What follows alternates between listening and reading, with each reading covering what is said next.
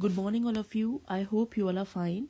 So, today we are going to do 5 questions of immense importance for the political science PGT. So, let us see how much you score. Just write your score in the comment box. So, we start with this. So, the first question is, which of the following institutions have the power to issue habeas corpus as per the Constitution of India? ये question है writ के बारे में. आपको बताना है जो writ है हैबेस कॉर्पस इसको कौन इश्यू कर सकता है. फर्स्ट ऑप्शन है Supreme Court and the High Court, lower court, High Court और सुप्रीम कोर्ट. सबसे पहली बात आपको पता होना चाहिए कि लोअर कोर्ट कोई रिट इश्यू नहीं कर सकता है. So this is wrong option. Now we are left with High Court, Supreme Court. तो ये दोनों ही इंस्टीट्यूशंस हैं जो कोई भी रिट को सकते हैं. एज यू नो कि हमारे पास 5 रिट्स होती हैं. First is habeas corpus, second is mandamus, then prohibition, then certiorari, then quo warranto. ये दोनों ही रिट, ये सारी ही रिट दोनों इंस्टीट्यूशंस ये दोनों इशू कर सकते हैं. हाई कोर्ट जो इशू करता है वो होता है आर्टिकल 226 के तहत, और सुप्रीम कोर्ट जो इशू करता है वो करता है आर्टिकल 32 के तहत. सो learn these important things. Articles are very important. और अगर आपसे ये क्वेश्चन पूछा जाता है कि रिट जुरिडिक्शन दोनों में से किसका ज़्यादा है, तो वो हाई कोर्ट का ज़्यादा है. बिकॉज हाई कोर्ट जो है वो इश्यू कर सकता है writ in fundamental rights plus legal rights. अगर लीगल राइट्स वॉयलेशन हो रहा है तो भी कर सकता है. बट सुप्रीम कोर्ट की अगर माने तो supreme court can issue writ only in the case of fundamental rights, right. So high court का जुरिडिक्शन ज़्यादा है. I hope you have clearly understood this. Now we move on to second question. So this is our question 2. Article 26 of the Indian Constitution deals with which of the following? So as you must know कि Article 26 किससे relate करता है. You should be learn all the fundamental rights. ऐसा आपको पता है कि 6 fundamental rights हैं हमारे पास. Part 3 में आते हैं Article 12 to 35. So you should learn all these. Article 26, इनमें से आर्टिकल 25 टू 28 रिलीजन से रिलेट करते हैं, right to freedom of religion, और इसी के अंदर आर्टिकल 26 भी आता है. So the first option freedom to payment of taxes. Taxes की पेमेंट के बारे में आर्टिकल 27 में बताया गया है. So this is wrong. Protection of certain rights regarding freedom of speech article 19 में आता है. So this is also wrong. Freedom to manage religious affairs. Yes, this is right because it comes in Article 26. Protection of interest of minorities, it come in Article 29 to 30. So this is also wrong.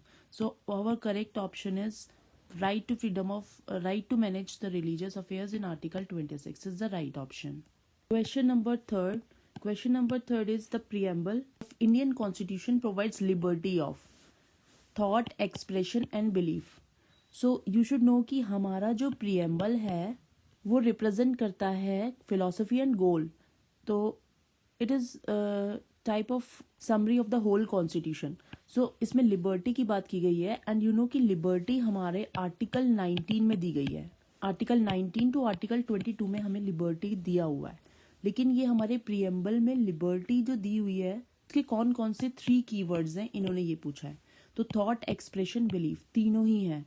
Liberty of thought, liberty of expression and liberty of belief. So you can learn this by liberty of tab, TEB. So first, second and third question तीनों ही option इसमें right है. Even liberty हम tab and 2 इसमें keywords और हैं, faith and worship, right. So you should learn this liberty of tab, faith and worship. These are the 5 keywords about the liberty in our preamble. So let us move on to fourth question.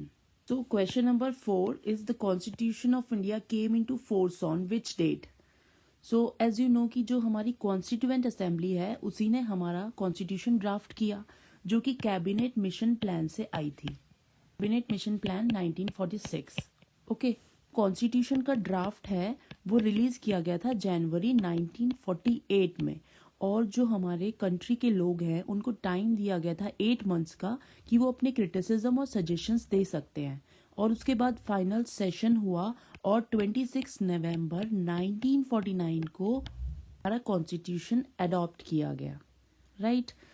But हमारा constitution है with full effect वो आया 26 जनवरी 1950 को, क्योंकि यहाँ पे कुछ लोग एब्सेंट थे और सिग्नेचर्स वगैरह नहीं थे, तो उसके लिए हमारा कॉन्स्टिट्यूशन फुल इफेक्ट में आया 1950 26 जनवरी, जिसको हम रिपब्लिक डे भी सेलिब्रेट करते हैं. So don't confuse between 26 November 1949 and 26 January 1950. This is our Republic Day, and this is the date on which our constitution came into effect. So you can say that our constitution was ratified because it came into effect on this date, 1950. So our question number 5 is, right to health is guaranteed to every citizens of India under which article? As you know, right to health. Article 19 contains right to liberty of faith, worship. It contains right to freedom, so this is wrong. Article 21A, this contains that free and compulsory education to 6 to 14 years of age, so this is also wrong. And Article 20, it contains the protection in respect of conviction for offences, so this is also wrong. This is Article 21, this is right to life and personal liberty. ये जो right है ये बहुत ही elaborated right है, इसके अंदर बहुत सारे राइट्स हमारे आते हैं. ओके. और सुप्रीम कोर्ट के द्वारा भी बहुत सारी इंटरप्रिटेशन की गई हैं इस वाले राइट्स को लेके, जो अभी भी होती रहती हैं. राइट टू प्रिवेसी वो भी इसी के अंदर आता है. सो राइट टू हेल्थ जो है इसी में इंक्लूड किया गया था state of Punjab versus Mohinder Singh Chawla, जिसमें एपेक्स कोर्ट जो है उसने रूल किया था कि राइट टू हेल्थ जो है वो राइट टू लाइफ के अंदर ही आएगा. और इसी आर्टिकल के अंदर right of patients to be treated with dignity भी आता है कि पेशेंट्स को डिग्निटी के साथ ट्रीट किया जाएगा और मेडिकल कॉन्फिडेंशियलिटी रखी जाएगी उसकी पेशेंट की, वो भी इसी के अंदर आता है. सो राइट टू हेल्थ कंसीडर किया जाएगा आर्टिकल 21 में. सो this is the right option. I hope you have clearly understood these questions. Do it yourself and write your score in the comment box so that you can evaluate your performance where you are performing. Thank you. Thank you for watching this video. Please like, subscribe.